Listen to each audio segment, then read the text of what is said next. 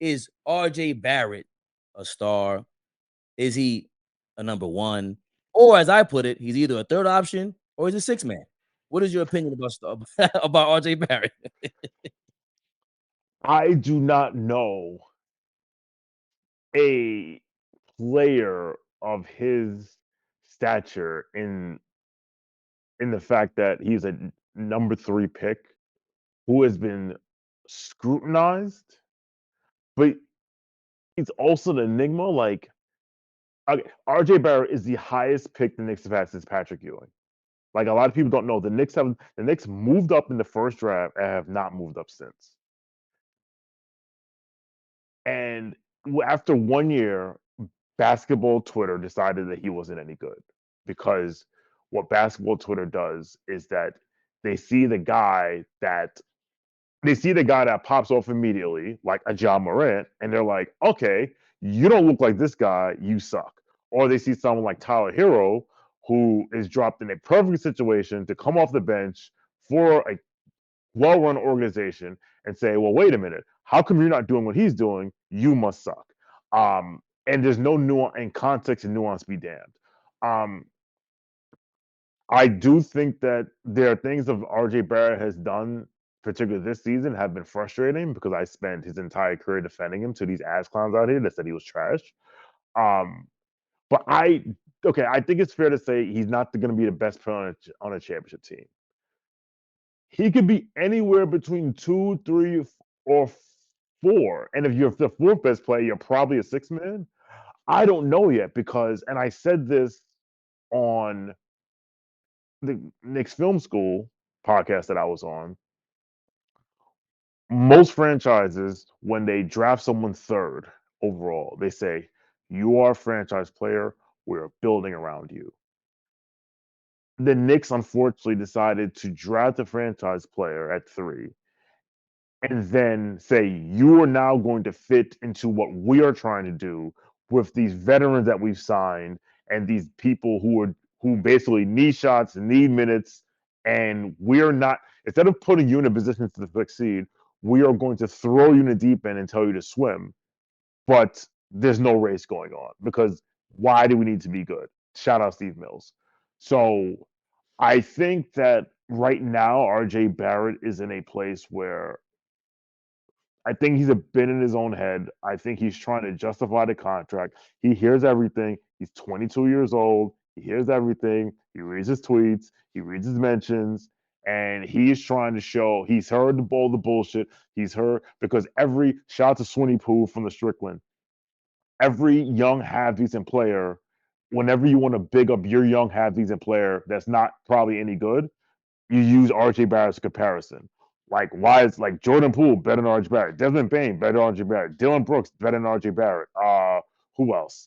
Like it's like anyone who walks and chews gum at the same time that's under the age of 23. It's like I'm comparing to RJ Barrett.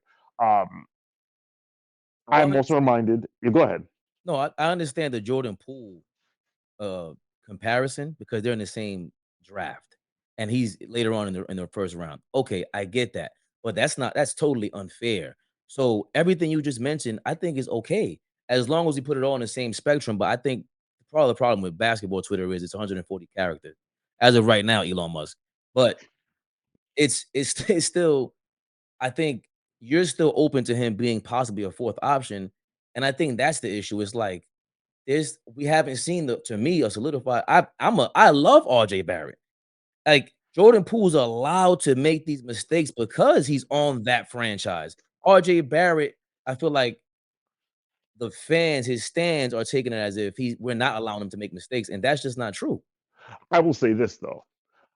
Not last season, 2 seasons ago, Jordan Poole was arguably the worst player in the NBA. And not by me, but he was considered by people in his I actually heard this today on a podcast. Like people in the Golden State organization thought that he was the worst player in the NBA. Like Jordan Poole was in the G League, like, right? But he's also in an organization that, again, puts their players in the best positions to succeed. Now, here's what I'll say about the RJ stands, and I'll give them a blah.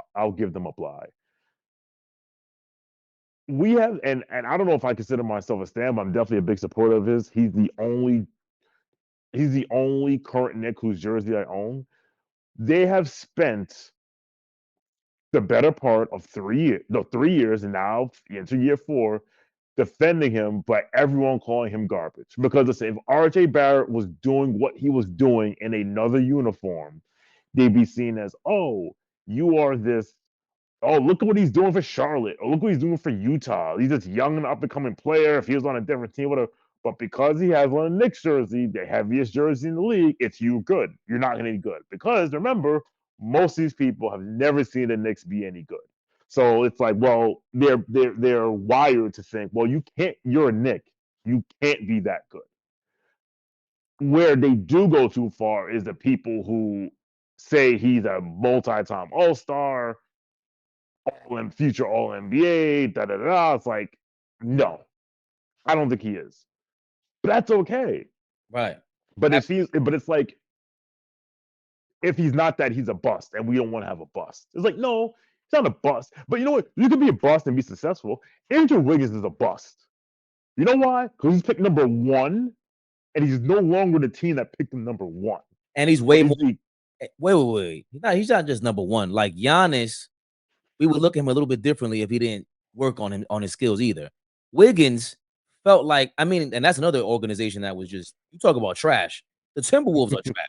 They are absolute trash. And you see it, and I think that's what people feel like they're going to see an Andrew Wiggins turnaround if Barrett goes to a Golden State or something like that. I just don't see it. I think the natural talent for a Wiggins, for Obi Toppin, like we could go there in a second, but the Obi Toppins of the world, Jericho Sims, these are just natural talents, super talents. Not saying he's gonna be a superstar, but that's super athleticism. He's worked on his game, a 3-point shot that's damn. Why isn't he in the starting lineup? But I expected more out of Wiggins because, like you said, it's not just number 1. There's something there when we watch it. That's automatic. And for Barrett, is sometimes it's there, it's inconsistent. We heard what Jimmy Butler said last year. He felt it, but at the same time, it's not. I think we got a bunch of third options and six men on our team. That's we how got a bunch.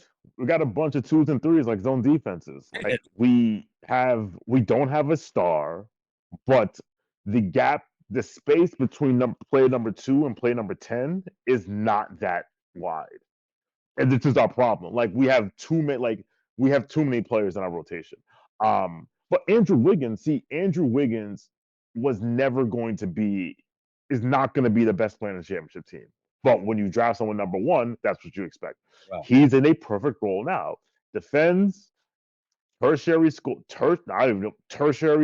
Like he can get you a bucket, play defense, fits in the scheme, he plays well. Like he's in the perfect role for him. So the funny thing is, if Andrew Wiggins was drafted 7th, had the exact same career, it wouldn't be a bust. But he was drafted number 1. RJ Barrett was drafted number 3. When you draft someone number 3, you're looking for a franchise player. And I will say this, and I said this on Hoop Spaces last year. Shout out to Chris. You will not see the best of RJ Barrett as long as he's playing next to Julius Randle.